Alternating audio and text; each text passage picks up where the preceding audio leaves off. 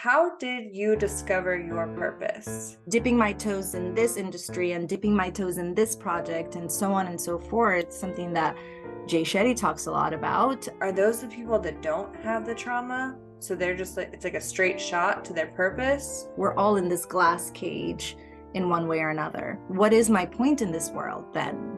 If everything I do is not good enough.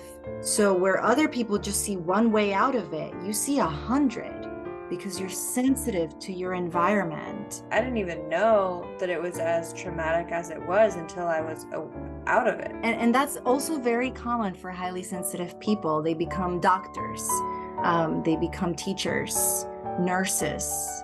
In order to not be triggered, we want to change them instead of healing where the trigger's coming from. We go back to being so close to the problem. I don't have what I need. I'm not good enough yet. It's like blinders for a horse. Would I agree? No, and I'll tell you why.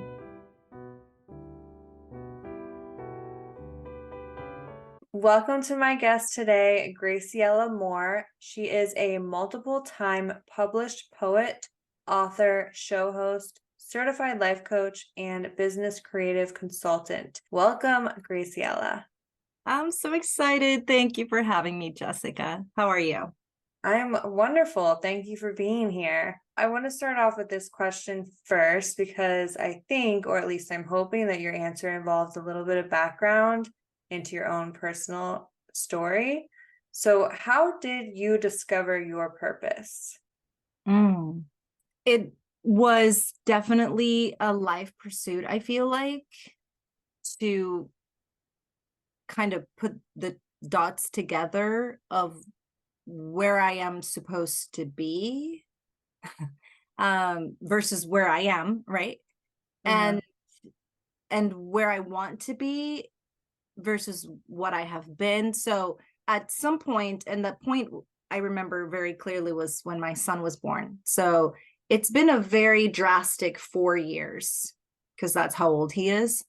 Okay. And that's when so many things of my 34 years in this world made a ton of sense.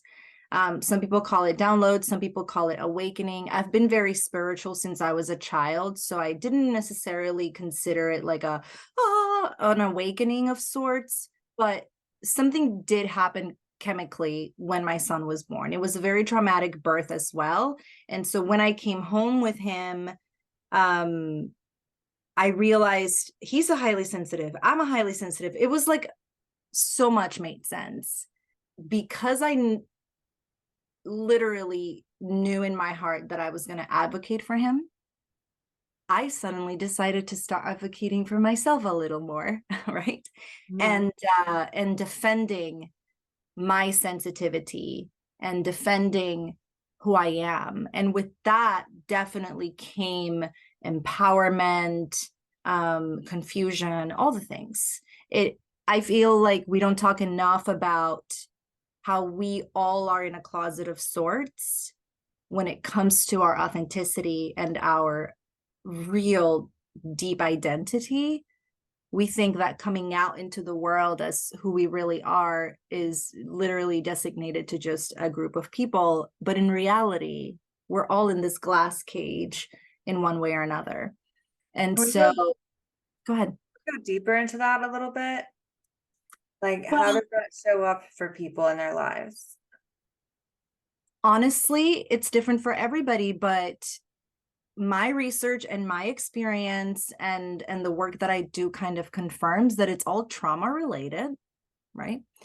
It is because of trauma that we tend to go within in a bad way, not in a good way, right? And to get more reserved, kind of like the crab or the hermit crab, right? Or the snail or the turtle, right? They protect themselves in their shell. And so we all do that, those of us who have undergone trauma, right? I don't want to generalize, but not to mention that not everybody's sensitive, or not to mention that not everybody's neurodivergent or right or interested or spiritual, but when there's trauma that we have experienced from childhood, not just once, we tend to hide and mask, right? That's one of the buzzwords right now, right? Masking and unmasking. And it's because of the technology that allows us to do all this research, and science is going really fast, right? With everything that's being developed, neurodivergency and all that. And so it's been one of my passions to observe and to compare and connect dots about how we mask and how we are just not ourselves. And then to add to that kind of own personal research, right, or pursuit, my own experience, I've had a job since I was 13 years old, every single summer of my life. So I have done a lot of things. And in those little dipping my toes in this industry and dipping my toes in this project and so on and so forth, something that Jay Shetty talks a lot about, he calls it sampling. When you tend to do that kind of sampling or that kind of intuitive approach to work, right? I'm just going to hustle here this summer and that sounds fun. You're searching for a connection. Your curiosity is the main motivator, but your soul deep down is searching for whatever is going to resonate at a soul level and to spark oh, that's it. And we don't even know any of this, right? Until it happens. Kind of like when I looked at my child, and I'll never forget it. I was staring at him deep in anxiety and all the hormones and whatnot, literally like 5 days after. And my mother said to me, if you don't speak to him, he's never going to speak. Okay. Well, I value silence, so he will learn how to sit and just ponder, right? And that's what I'm doing right now. And that right there, that advocacy, that kind of like, there's nothing wrong with me like contemplating my newborn child, right? Like, are you kidding? He's so still. Why would I ruin it with talking?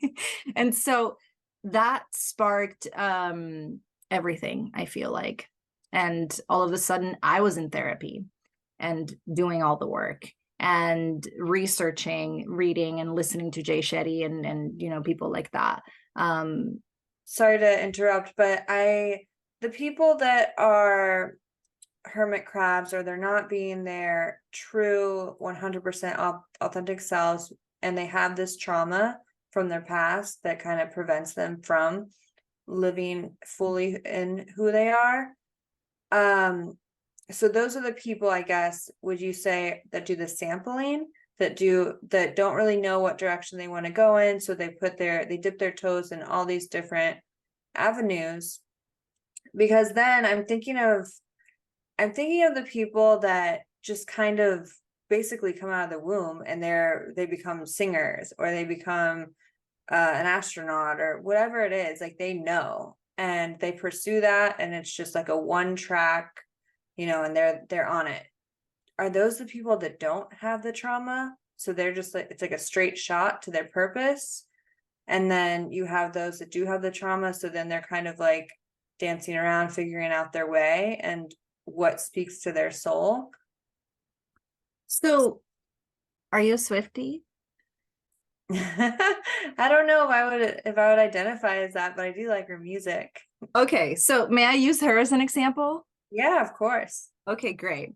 So first of all, before going into the example, but I'm glad that I have her as the perfect example because she's been doing it for so long. And so we can talk about her childhood, right? And it won't be long, don't worry. It won't be like a Swiftie rabbit hole, I promise. But I can't speak for people's trauma, right? Obviously. And I'm also not a licensed therapist. Let's remember that therapist handles all the trauma and figuring out what that is about, the past.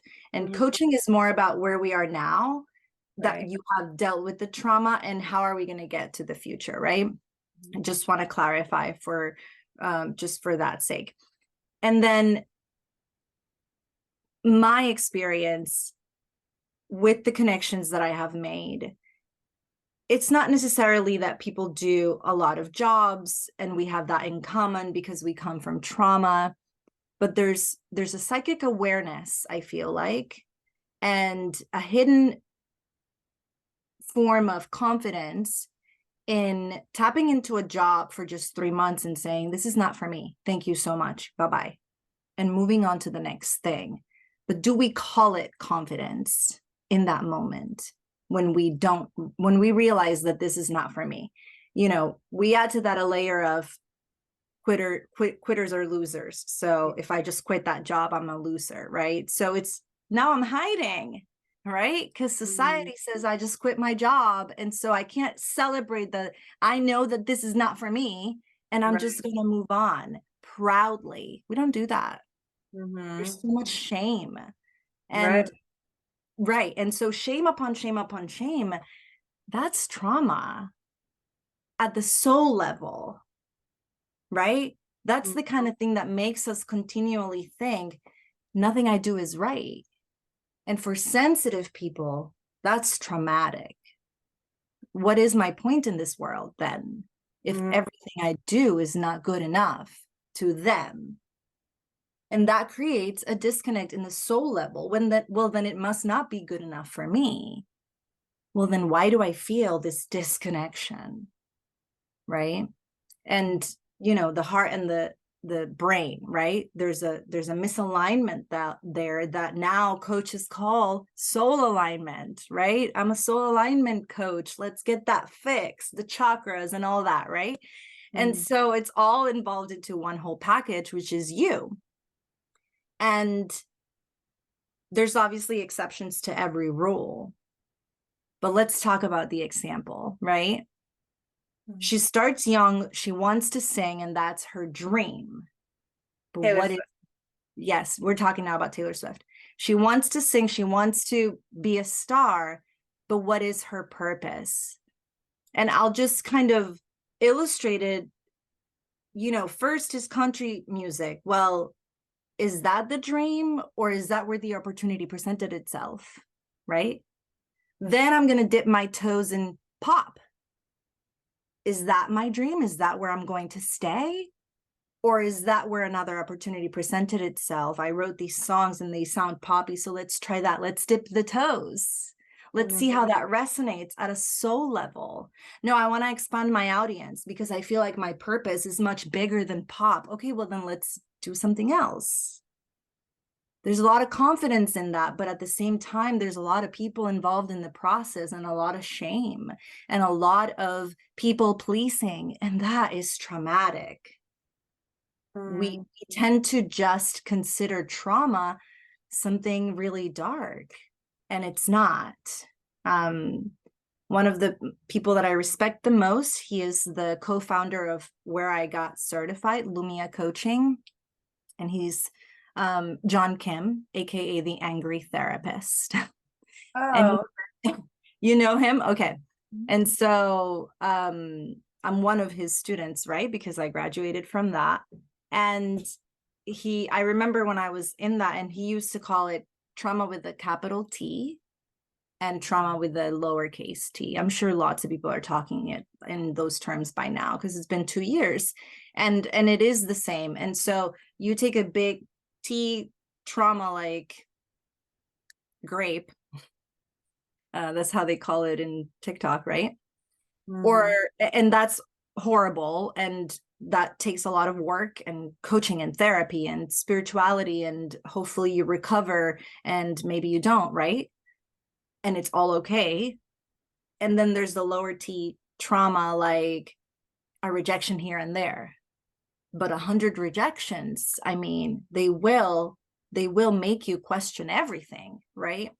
And so that's the kind of thing that I really like to tap into. Question. So with the rejection though, I feel like we all face that through our lives. No matter what we do, we always are going to disappoint someone, let someone down. And I know ideally we just don't disappoint or let down ourselves. But even if we make decisions based on what other people want, we're going to disappoint people other than those. and ourselves, or we're going to disappoint ourselves. Like there's no way around it. So I guess, how do you go about that? Because, no matter what, you're going to do that, which will cause, I don't know if that's little t trauma then. So to refer to your first question of how do I go about that, what I have decided for myself, because I can only speak for myself, aside from the fact that it's a continuous practice. So it's not how did I go about it? It's like, how do I go about it every single day? Right.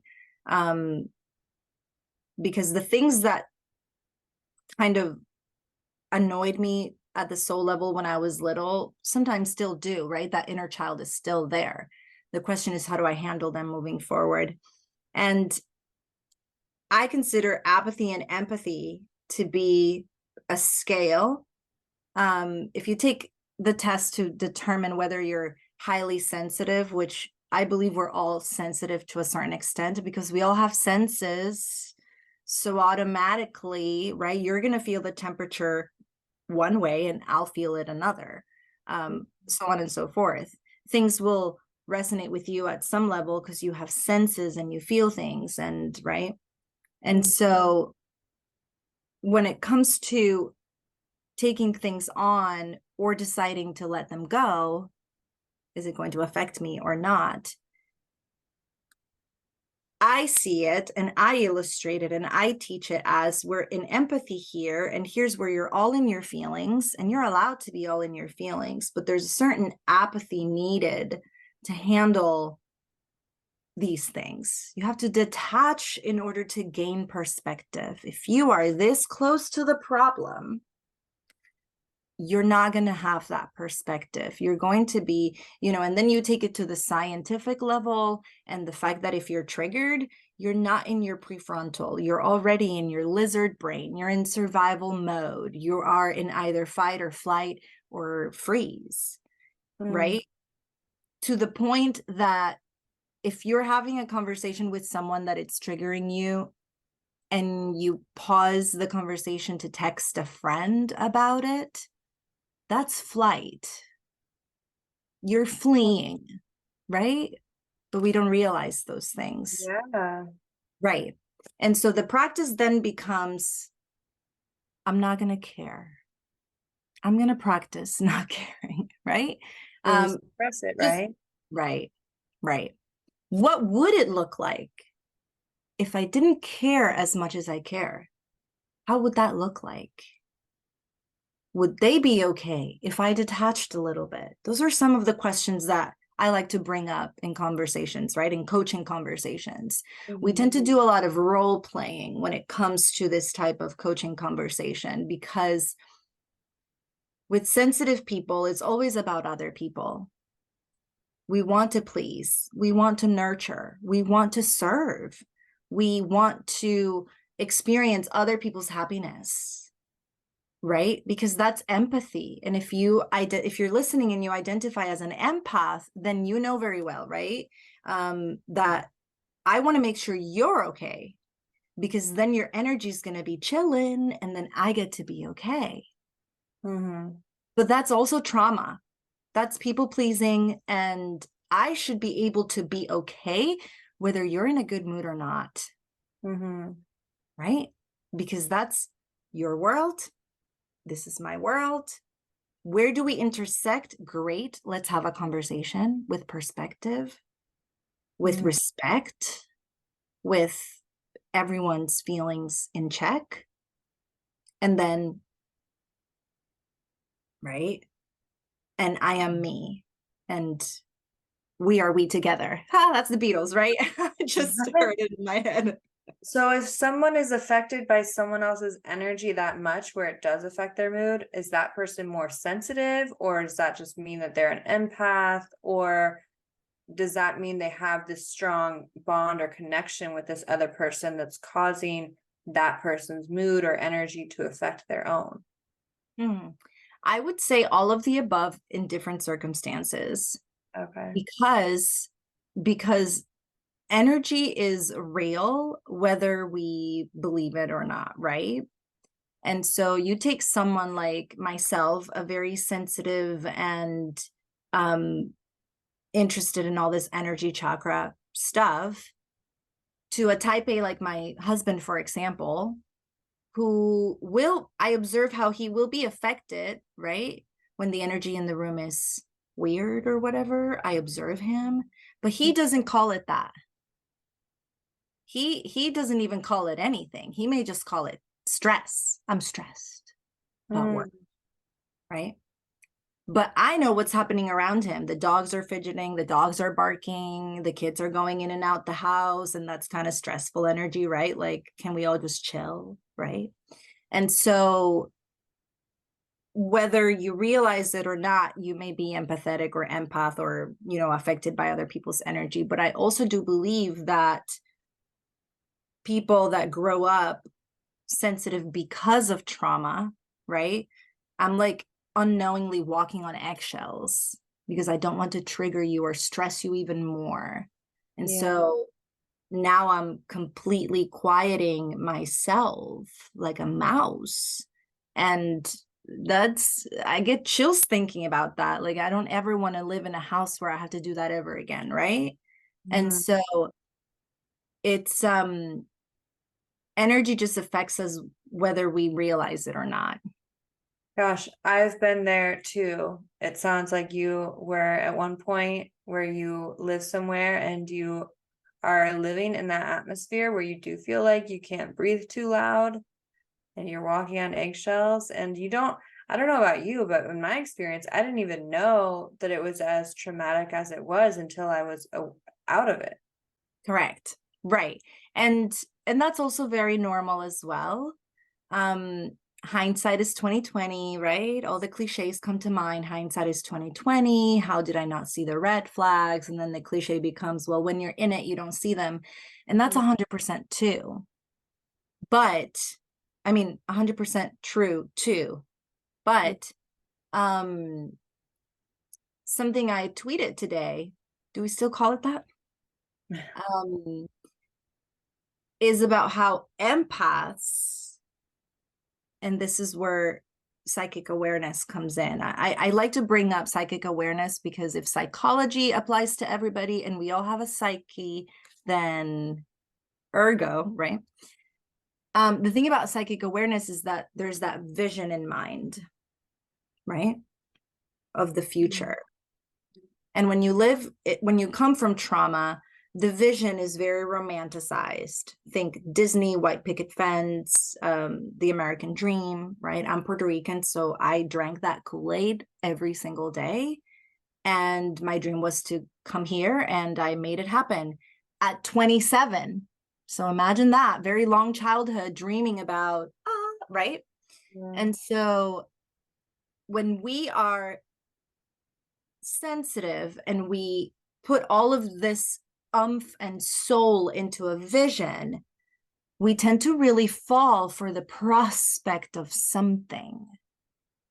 And this is where highly sensitive empaths unfortunately tend to end up in the wrong relationship, because we would be so great together.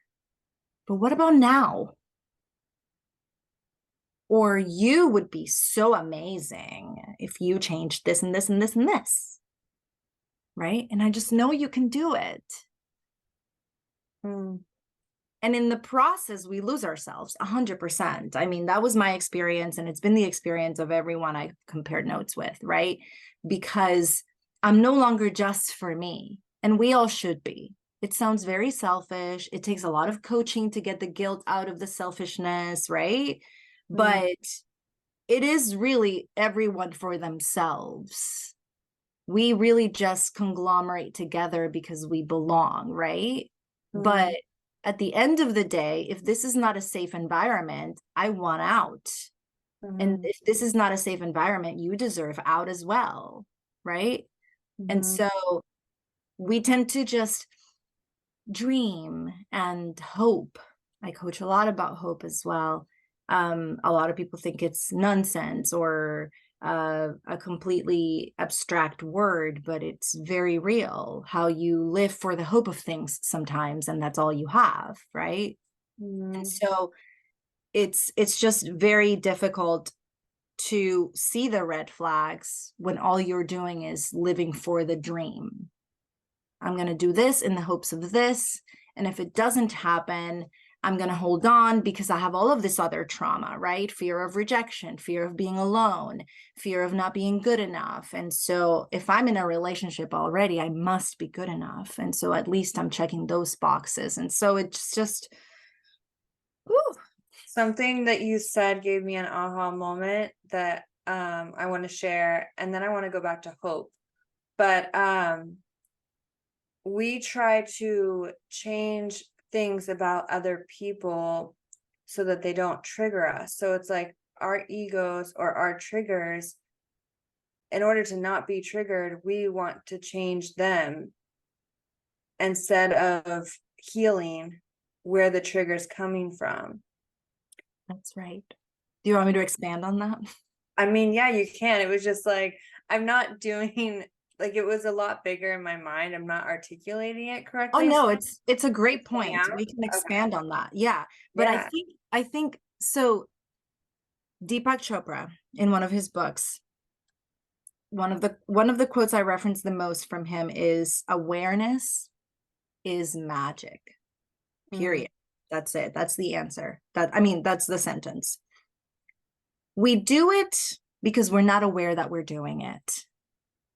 The coaching question then becomes, for me as the coach, to say, now that you're aware, mm, this is the point of no return. This should be the point of no return. Because if you go back, that's delusion, mm, right? It's like you took this giant leap forward into awareness. Now you're going to take 100 steps back and go straight to it. If you're not ready, that's great. But at some point, you're going to be aware of other things. It's like another quote: to know and to not do is to not know at all. Mm-hmm. That's right. Do you want to put the blind over your face again once you have gotten to the point where you see it, right? Mm. And so now that you're aware, right? Now that you've had this aha moment, I'll be interested in following up a month from now and seeing what's different, right? But when it comes to ourselves, when I observe people doing this in social media or friends and family, right? I'll be very chatty over here, right, on an interview or podcast or show or whatever, but I'm the quiet one observing the room, right? And so what I've observed is that we do it out of love 100%. And sometimes we do become aware of things and continue to do them out of love, because out of service, because whatever. But there is power in making those decisions. There is a lot of empowerment in saying, I'm staying for whatever reason. But in the end, I observe that when people are 100% blind to their actions, and they're calling it love, or they're calling it, I don't even know, codependency, right? I just wait. I feel like I just wait. And if you think about it, we all bloom at different times. And the aha moment that Taylor Swift had when she was 17 and decided to jump into stardom, other people don't have until they're 25 or 30 and they decide to really go for their dream, right? Mm. And other artists don't have until they're much older. Think about that opera singer, I don't forget her name, from Britain, that won America's Got Talent or something like that. And she was much older and got records and deals and concerts, right? And she waited her whole life to put her voice out there, but she knew she had talent. So we all bloom at different times. And I feel like it took me 30 years to figure all of it out, because so much made sense 4 years ago. And I was 34, right?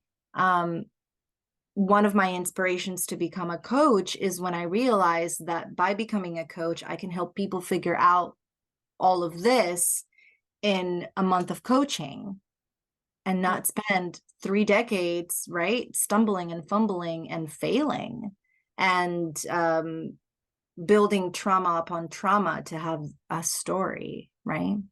Yeah, speaking of, I don't think we actually put a bow on that first question about your purpose.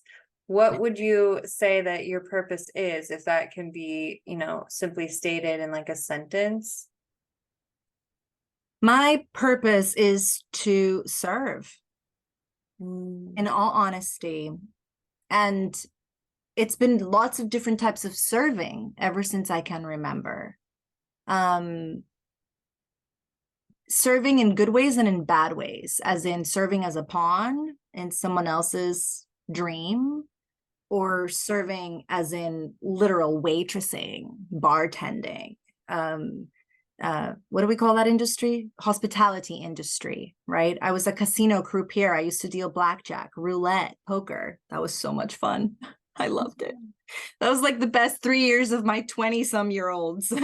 um, and so I was a teacher, fourth grade teacher, absolutely did not like it, quit that same year. Thank you so much. Not for me.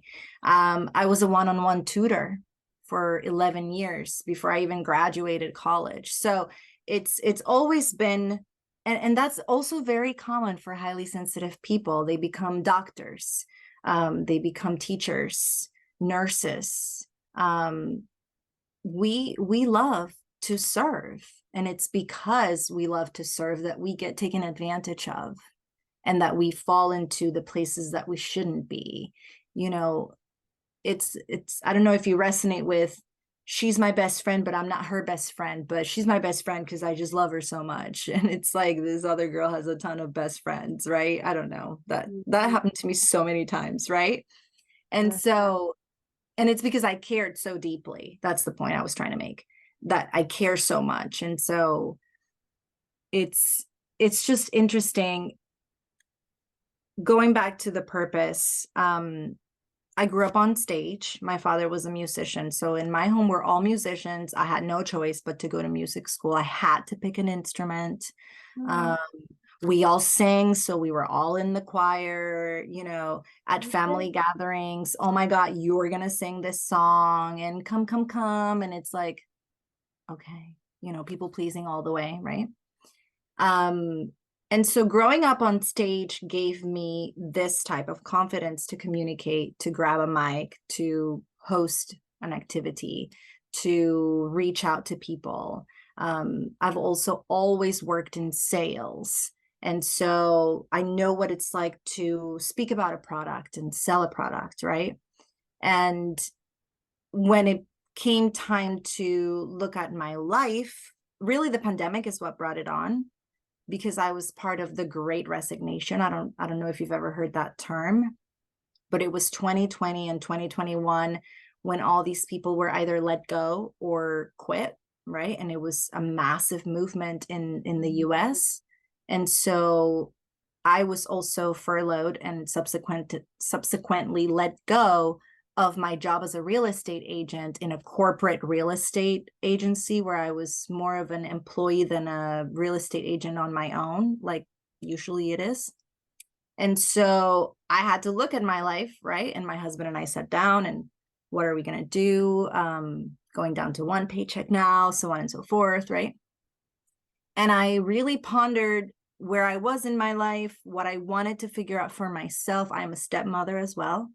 And so I wanted to communicate better with my stepkids, so on and so forth. And I was like, maybe I go back to school, right? People do that.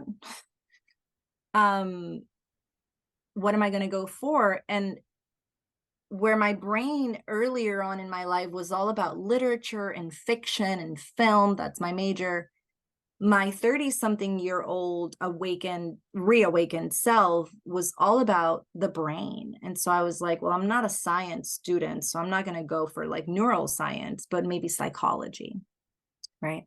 And so when I decided not to dive into a full degree and spend all that money and get certified instead, because Lumia is strongly, the foundation of it is positive psychology, that's when it all started making sense in terms of a whole background and a whole upbringing, and how I turned that into a purpose for real that is all of my fortes together to serve a specific audience.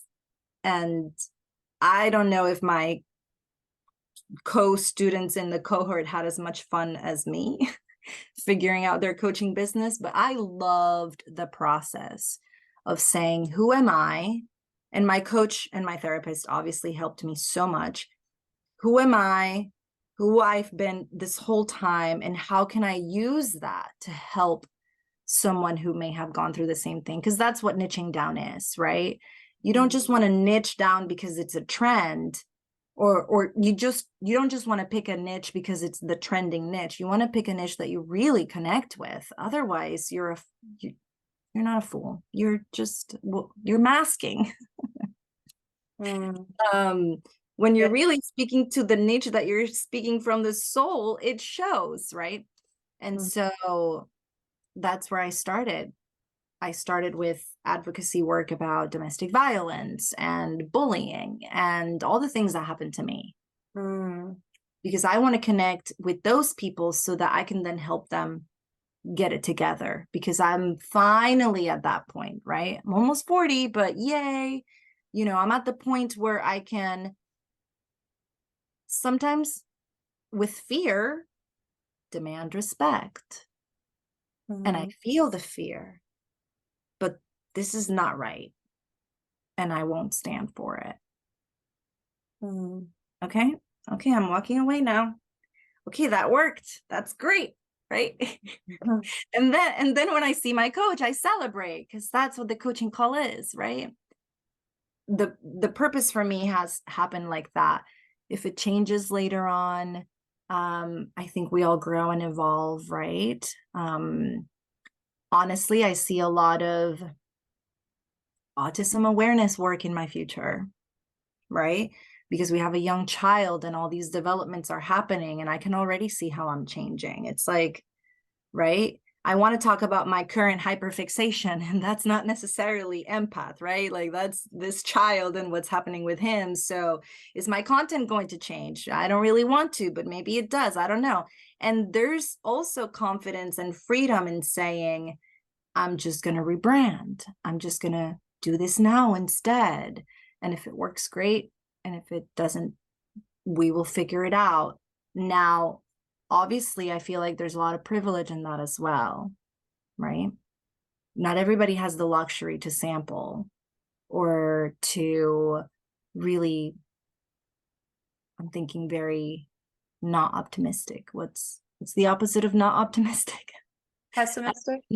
Yeah, pessimistic. I was going to say, I don't even know what the word is. Pessimistic. Someone with pessimism would say, I don't have what it takes, or I'm not in a position to follow my dreams.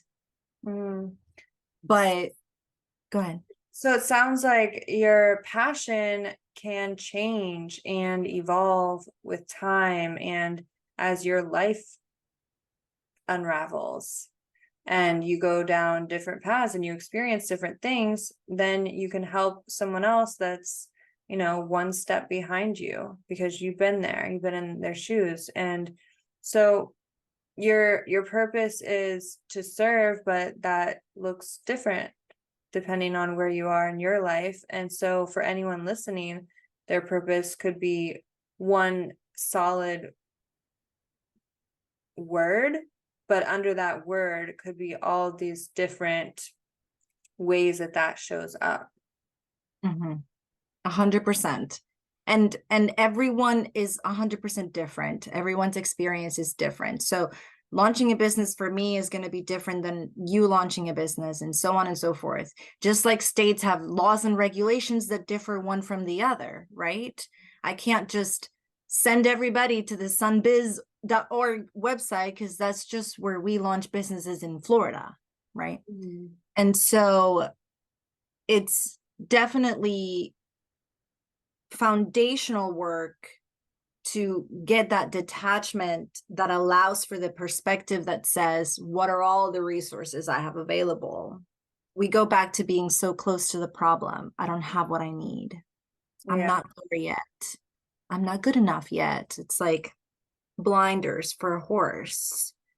But I would say step one, and I'm going to go back to another book. I quote a lot of books because I used to host a book club.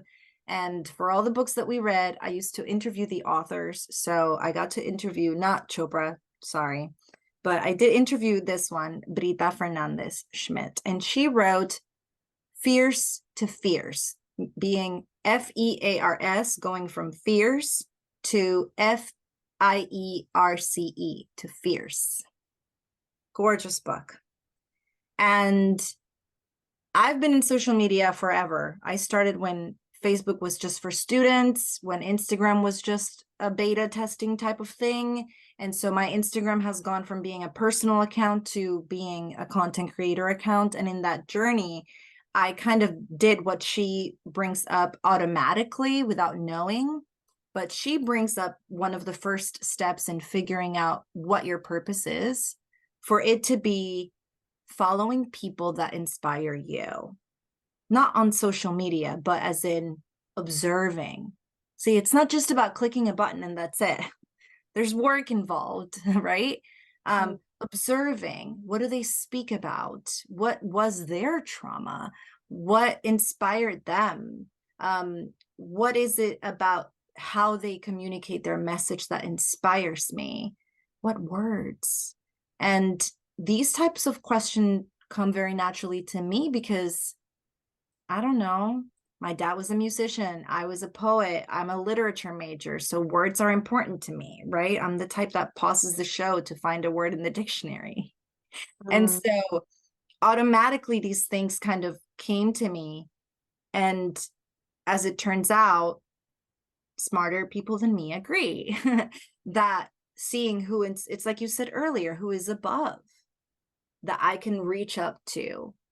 And ultimately, the higher self is the one that's ultimately up there being like, yo, how long is it gonna take for you to to elevate into your higher self? And that's an everyday thing.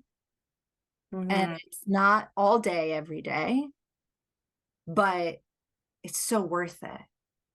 I'm When so happy you just went there. I'm sorry, go ahead. No, please tell me. Can we talk about the different ways that we interpret messages from a higher source? I've heard you talk about whether it's clairvoyance, clairsentient. I'm not familiar with all of them. Okay, so essentially all the clairs are your senses, right? So you have touch, sight, hearing, even taste, body feeling, right? Did I say all of them? Anyway. And No. some people call the sixth sense the connection of all. Poppy Jamie speaks about how we have 4 brains, and the heart and the eyes and the body are all connected into our ultimate brain, right? I got to interview her as well. And so clairsentience is what you feel in your body. Other people call it empath pain. Other people call it, like in the 1930s, in the year of lobotomies, they used to call it psychic pain, which means someone else is in pain and now you kind of feel it. And I've experienced that. I've had people around me have a stomach ache and see them running to the bathroom, and all of a sudden I feel weird, but I didn't eat any of what they had or something like that.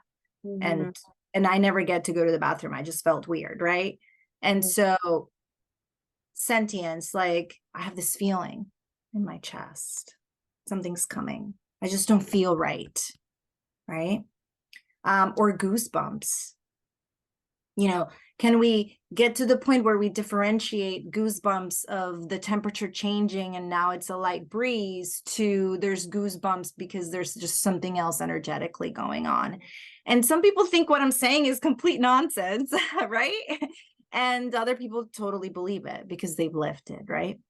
And then clairaudience is, not only do you have sensitive hearing, like the type of people that can know when a TV is on or plugged in, even though the screen is black, because you hear the buzz of the electricity, right? The circuit. That's profound hearing, right? That's And so you hear that, but are you also aware of, I don't know, a voice in your head? I say it like that because it does get a lot of, you know, bad rap. I mean, my grandfather was a schizophrenic. Poor man. Was he just a medium and nobody gave him the chance to I express wonder himself? that too with people. Like, how Yes. do you know where that line is? Right, exactly, right? And the fact that historically this type of conversation would have been shunned, right? Yeah. So we're barely scraping the surface with this type of conversation, which is why I love to advocate and talk about it, and with this type of work, and with this type of awakening collectively. And I think honestly, now we're going to get into astrology that we don't need to dive into, but the reality is that when Pluto moves, it's generational because it takes Pluto so long to go, right? And so Pluto moving into Aquarius next year will be collectively dramatic because Aquarius is all about the people.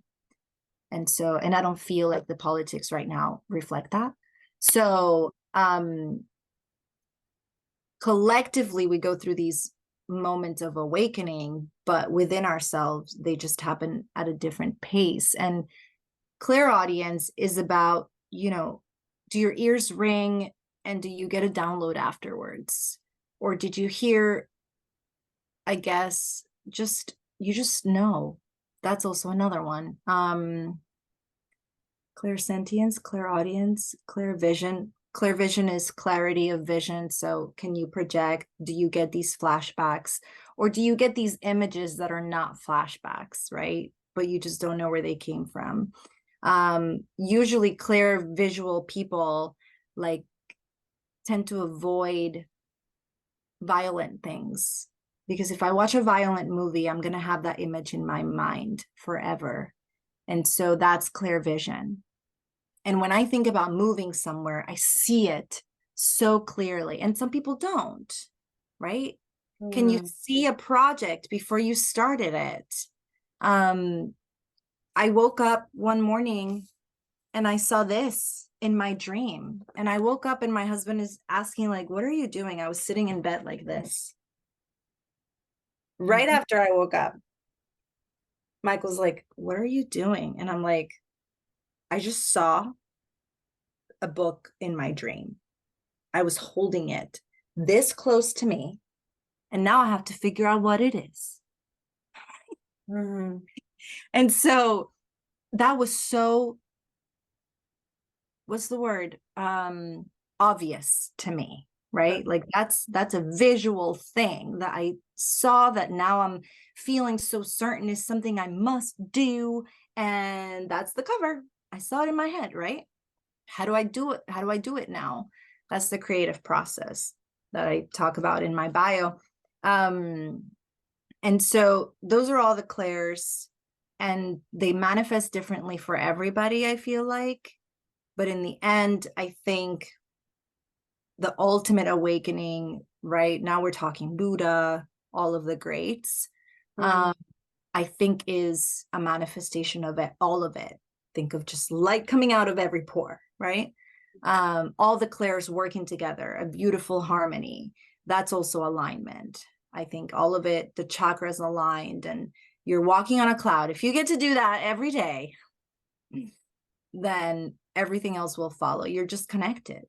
And just to loop it back to your purpose, would you agree that listening to those different senses, or what any clair that you might have or pick up the most, that will lead you to your purpose? Would I agree? No. And I'll tell you why. Because not everybody that gets energetic or spiritual input, we're going to call it input, right? Because you receive it, a signal, or signal, stimuli. That's the word I was looking for. And I apologize, I'm bilingual, so I get these moments of like, how do you say that? Because Spanish is my first language. So we receive this input, but you decide what you want to do with it. And okay, now I'm changing my answer because there's two ways to look at it, and two things can be true at once. So let's talk about the person that receives all of this spiritual energetic input and decides not to do anything with it. That's what I meant in terms of, not just because you were healed and just because you connected to spirit, does it now mean that you need to teach others or heal others or serve in any type of spiritual capacity? There's no pressure. You can absolutely be an awakened nurse or an awakened teacher and just, this is about you and your soul. You don't need to share it, right? And then there's the person that receives all of this input and does whatever they want with it. But at the same time, both can do their purpose. So let's clarify that. And I think, yes, in the sense of if you believe it, because that's the thing, right? Believe is like a blind over your eyes. And in all honesty, earlier, I thought to myself about who can I talk to who is smarter than me that can help me figure out what happens in the brain upon believing on something. I would love to see those graphics. Oh, yeah. Right? What happens neurologically speaking when I decide, because it is a choice, to believe in something because it is true for me? It doesn't need to be true for anyone else. What's true for you works for you, and you're living in your bubble. I need to figure out what's true for me and what works for me and what is in my bubble, right? And then we figure out how to intersect. And so the whole purpose thing becomes, hopefully, right? What you're receiving is for your highest good, which is an awareness of with harm to none, right? Like there's just so much foundational work that needs to happen for there to be awareness of spirit is guiding me. Spirit is leading me to my purpose. And lots of people live happily blind forever. And they lead beautiful, happy lives. But it's been my experience that sensitive people always want more. We want to know what's behind the moon. We want to know what's on the other side of things. Why? Because we know that there's something there. How do we know? I just know. I feel it in my bones. Ding, ding, ding. There it is, right? Other people are not curious. Other people are just happy living the lives that they live. And so I hope that answers your question. That was a long rabbit hole. Yeah. Well, I mean, it sounds like if you believe that these signals from a higher source, these different stimulus, if you believe that they lead you to your purpose, they will. If you believe that they don't, then they won't. It's all what we believe. That's right. Yeah. Isn't that so fascinating how it can all just be simplified? And so I shared something yesterday, I'll share now as an example. When we start a conversation or start an exchange with, I know you don't care, but let me bring this up. Okay, wait a minute. If you know they don't care, why are you bringing it up to begin with? There's obviously something there. As a coach, I know that you're bringing it up because of something. You're either trying to reinforce something about the ego. I knew that this person didn't care. And now your ego is satisfied. You just proved yourself right. Good on you. How much precious time did we waste on that horrible interaction that left you feeling not good at all? And that was precious time, right? And so those are the types of observations. We do things not knowing the fear that comes with a simple phrase, because we're not aware. And my hope as a coach is that, again, once you become aware, what are we going to do about it? And for some people, it is impossible to go back, as in viscerally. I just cannot do that again. I cannot put myself through that again. I can't put myself through my family through that again, right? Like that's a visceral thing. That's a sensitive thing. And we have to understand that sensitivity is not about being touchy or taking things personal.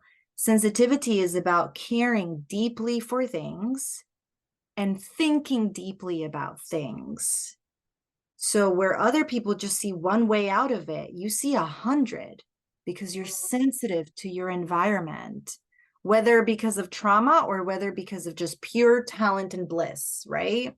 Like, because you can be sensitive in your environment because you're looking for an exit because you are gonna flee because you know that it could blow up at any second. That's trauma related, right? Or you can be sensitive because you've done all this work and now you are confident and you're empowered. So I'm going to size up the room and read everyone here and decide for myself if this is for me or not. And if it's not, I'm going to leave the party early and I'm not going to care. And we call that adulting, if you think about it. We call it adulting, right? I'm free to leave the party early. I'm in bed by 8 p.m. I'm living the greatest life, right? But are you in bed because you're sensitive and you're in burnout? Or are you in bed because, I don't know, you're a Taurus and you like the comfort of the bed, right? The luxury of your satin sheets, right? That's a sensitive thing as well. That's your senses, the sense of your touch, right? Do you gravitate towards lotions or do you not? Do you gravitate towards a specific scent, right? My favorite scent is vanilla and all the candles in my home are vanilla. I don't mean me, I mean in general. That's a sensitive thing. It's your sense. Do you prefer crunchy over, right, soggy? That's a sensitive thing. And so that's part of my advocacy work as well, is opening this can of worms of, no, I'm not sensitive because I'm affected by what you said. I'm sensitive in the sense that I know enough to know that what you said is just rude. And before, in my sensitivity, I would have been really like let down about it and felt guilty and horrible and done anything to please and appease your rudeness. But now I just don't care because you're just rude. And I know what I know. And that's the journey. Right. And then I choose where to be sensitive, right? There's a lot of empowerment in that as well. And that leads me back to the selfishness of, right, where do I allocate my sensitivity? I have to detach from some things in order to then show up better in others. And that includes doing what I could and donating what I could for certain situations and not investigating any further, right? Not looking at the constant news, not updating actively like my feed to see what else is new about it, what else is new about it, how else can I instigate my sensitivity with what's happening, even though it's completely out of my control. Which takes me back to what you said earlier about us wanting other people to change so that we are not triggered. There is absolutely nothing I can do for you to do anything. No one can make you do anything. I'm here because you made me. No, dude. That's people pleasing, and that's a whole can of worms, right? So there's so many different rabbit holes that we could go down in everything you said. And I even have several more questions I want to ask you, but I'm going to be respectful of your time. We're going to have to do a part 2 or something. I do have one more question for you. It's like a rapid fire I ask at the end. But before I ask, where can people find more from you? So to connect with me, like like you and I'm very nurturing, so I'll be like, following up. Instagram is the best way because my DMs are closed on other apps. Like, I have to follow you to be able to DM and all that, but Instagram is the best way at Song of Myself. Songofmyself.ig. It's just that I changed all the others and I didn't change that one. And then follow me or reach out to me on somcoaching.com or somcoaching on X and somcoaching.tt on TikTok. And pretty much everywhere. Okay. Yeah. That'll all be in the description as well. Thank you. And the last question is, what is your number one health tip? Whether it's mindset, diet and nutrition, physical, emotional, just the one piece of advice you would like everyone to know. Well, I think it's triple. And again, I can only speak for myself, but water at all times, especially if you're sensitive and you cry a lot. That just makes sense to me. It's like we cry and we get a headache, but we don't realize it's because, you can just drink water. I honestly believe that we, at this point, all of us should be in therapy or with some kind of mentor who gives some perspective or coach. I don't believe that just because you had a specific trauma, you go to one or the other. I think everyone should find resources like this. And there's plenty that's free out there, right? I did so much research before I even got certified. And in all honesty, coaches like myself provide a lot of free content as well. And then when it comes to spirituality, I think it really depends and just find what resonates, who inspires you and who can lead you in the physical, like a real person, until you feel confident enough to just do it yourself. Wow, that's really good advice and a really unique answer. Thank you for that. Thank you. And thank you so much for being here, Graciela. Thank you so much, Jessica. It's so great to speak with you. You as well. And thank you, everyone listening. I hope you have a beautiful day.